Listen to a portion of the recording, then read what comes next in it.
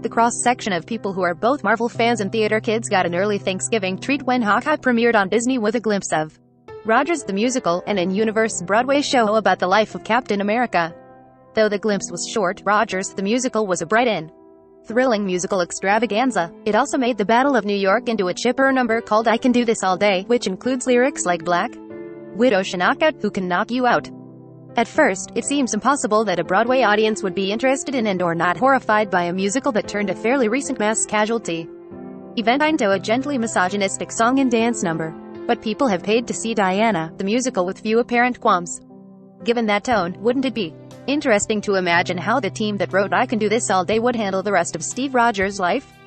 Let's pierce the veil between our universe, Earth 1218, and the Marvel Cinematic Universe, Earth 199999, and read a rundown of the rest of Rogers the Musical, as told by a musical theater fan who's got some thoughts. Act 1. The Kid from Brooklyn, Steve Rogers, Bucky Barnes, Ensemble. Naturally, the obvious place to open a show about Captain America is little Steve Rogers getting the stuffing kicked out of him in the Ensemble launching into a bonjour from Beauty and the Beast style number about what a golden-hearted little punk he is. Bucky comes in with his uniform right when the key change hits, and the Jimmy Award-winning teen actor playing young Steve gets to belt his way through the I Want section. Enlistment PT 1, Steve Rogers, Bucky Barnes, Howard Stark, Dr. Erskine, the Army Ensemble.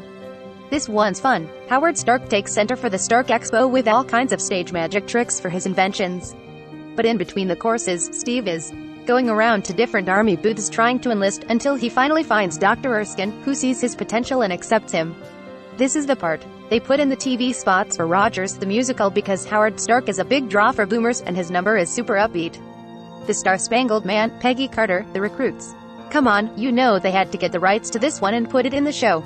It's what the people would expect. The Star-Spangled Man is a borderline offensive but totally dazzling introduction to Peggy Carter, who sings from the perspective of a dame auditioning the recruits at Camp Lehigh to be her man with a plan. Steve obviously stands out, which leads us into a whirlwind mid-act medley. Schnapps, The Kid from Brooklyn, reprise, The Star-Spangled Man, reprise, Dr. Erskine, Steve Rogers, Peggy Carter, the Army Ensemble. Anyone who hasn't gotten their Tony for featured actor in a musical should audition for Abraham Erskine. He gets the sweet, vaguely German folk music Why? Schnapps, in which he reminisces about what his country has become and how he hopes Steve will help him make it right. Segue Schnapps into a reprise of The Kid from Brooklyn as Steve gets ready for this transformation. When he emerges from the pod, somehow already in the Captain America suit, and played by a tall Broadway hunk, Adam Pascal, he launches into his version of the Star-Spangled Man, with a plan, high kicks and all. New Orders, Steve Rogers, Peggy Carter, the Howling Commandos. There's no way Rogers the Musical is going to portray the American government as holding Steve Rogers back. So, instead of him absconding to the front, he gets New Orders to join up with the Howling Commandos, who are at least 50% cast with actors from the 2020 West Side Story revival and who've been itching for a chance at to fight dance again. That's obviously ahistorical, they know and they don't care. A music hall on Cortlandt Street, Steve Rogers, Peggy Carter, the music hall dancers. Time for a romantic duet. A music hall on Cortlandt Street is a part real part fantasy sequence when Steve gets the guts to ask Peggy out and tells her exactly where they're going to have their first dance. The set breaks apart to reveal a period music hall, and the whole ensemble has a group ballroom number that knocks everyone's socks off. It's just generically romantic and old-timey enough to act as a trick question in Broadway pub trivia. A few years out, playing a clip would make it sound like a classic musical. But nope, it's Rogers. Avenge Me, Steve Rogers, Peggy Carter, Nick Fury, Ensemble. Red Skull finally shows up in an Act 1 finale that packs Steve's confrontation with Hydra, the whole thing with the bombs and the plane, and the crash into the ice into a 15-minute musical extravaganza. Opening night audiences will go absolutely bonkers when the song ends with a surprise character cameo. Howard, how's that for an Act 1 button, baby?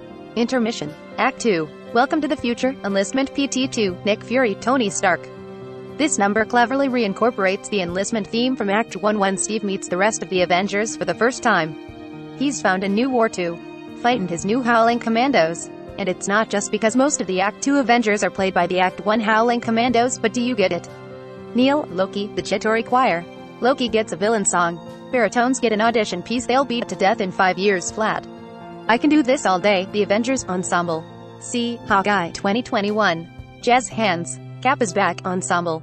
To be fair, the chaos of this number is kind of approximate how much everyone lost their minds when we found out Captain America was alive. Sure, this number is more concerned with the news frenzy than with Steve's reaction to the news frenzy. But who doesn't love it when a stage musical does the thing? When they drag a big camera on stage and have an actor give a live news report. Everyone loves that, right? On your left, Sam Wilson, Steve Rogers. See, the people who wrote Rogers the Musical weren't that interested in Sam Wilson. So they initially wrote him with a much smaller role, and then the dude showed up kicking windows at the UN as the new Captain America. So they added on your left, a charming intro to Sam that also gives Cap a moment to reminisce about the time he lost to the ice. The one day I might even let you hold the shield line is a bit much. But whatever, my Captain America is black, and folks can choke. A big din in Berlin with Tony and Cap, Steve Rogers, Tony Stark, King T'Challa, Team Cap, Team Iron Man, Ensemble. They reworked this song like 12 times in previews and it shows. Turns out it's really hard to weave a minor plot line of Steve being so dope that the King of Wakanda considers him one of his 2 white friends and also have that number cover the shattering of the Avengers at Berlin.